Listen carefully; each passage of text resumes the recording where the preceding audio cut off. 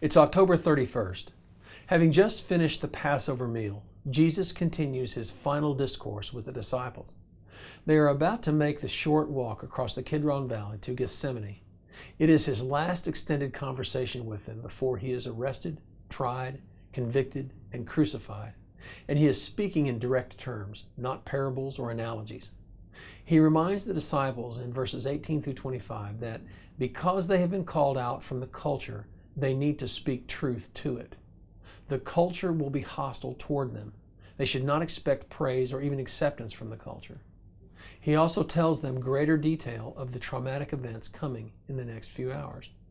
The disciples respond in John 16, 29 through 30. Now you are speaking plainly and using no figures of speech. By this we believe that you came from God. Jesus then prays in front of the disciples, what is known as the high priestly prayer of John 17.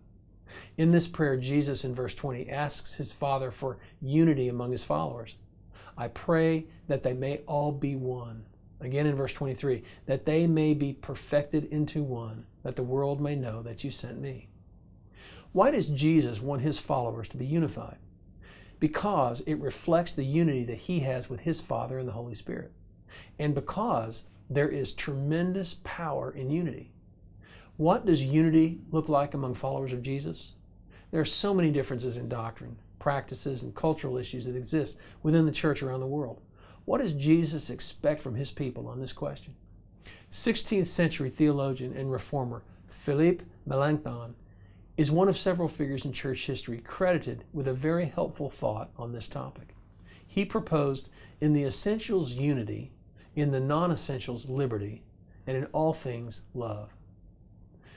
Jesus taught his disciples to hold fast to truth, that we not compromise on the essentials, the divinity of Christ, his sinless life and sacrifice, the mission of the church to know God and evangelize and share his truths with others.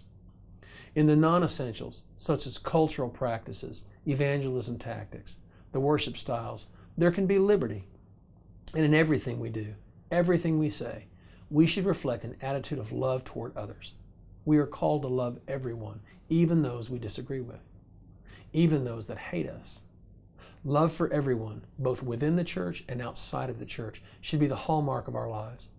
Above all, we, the followers of Jesus, must be people that love. Here's today's application. If asked, would those near you describe you as one who loves others? Are you a loving person? Meditate on that question today.